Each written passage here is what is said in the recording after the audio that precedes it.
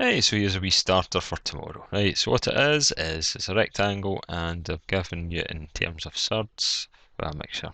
So it's 2 root 3 times root 6, okay? And I want you to calculate the area, and you just leave it as a surd in its simplest form. So it's the same method as you would use to calculate any area, that times that.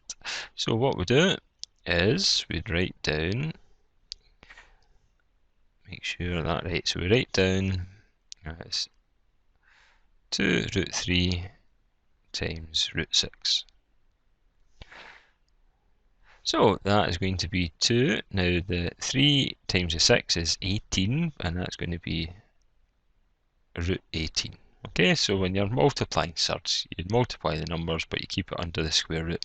Now, if that's what we look at this 18, what we have to try and find is two numbers that, if you multiply, give you 18, and one of the numbers should be a perfect square. So that basically means if you take the square root of it, it will give you a whole number. So if we have a wee think about, you could multiply 1 times 18, but none of these numbers, if you take the square root, will give you, and obviously that's 18, so we're back to square one.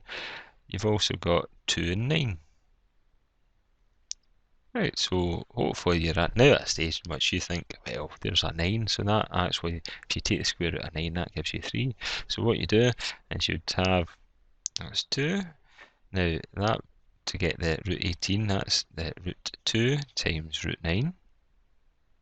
Okay, so in the same way as 3, or root 3 times root 6 is root 18, root 2 times root 9 is root 18. Okay, so what we can then do is we've got, that's 2, and then that's root 2.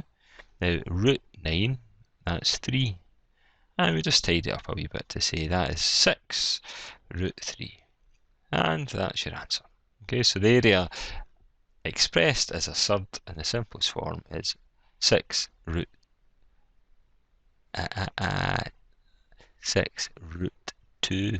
Okay, so just always double check your work there, so that should have been a 2 there, so that's 6 root 2.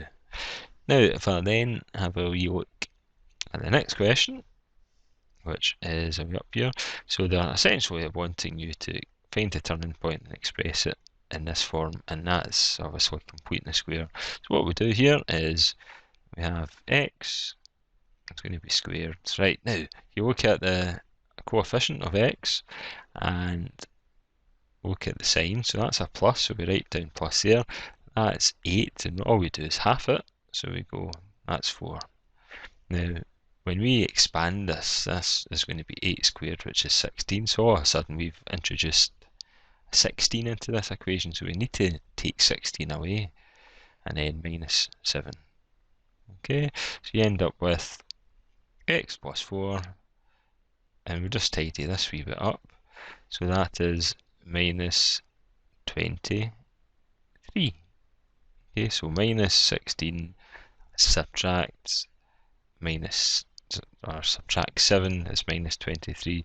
So what we've now got, so that's now the equation there in this form, and what we now need to do is get the turning point, and what you have for the turning point is an xy coordinate, so that value is going to be the x coordinate, and you just do the opposite of the sign that's in front of it. So that's going to be minus 4, and then we take this value, and that's going to be minus 23, and that's your turning point. Okay, so that's in this form is here, and that's your turning point here. So it's always the opposite. If that was minus 4, it would be a plus 4 turning point, and that's the answer to that question.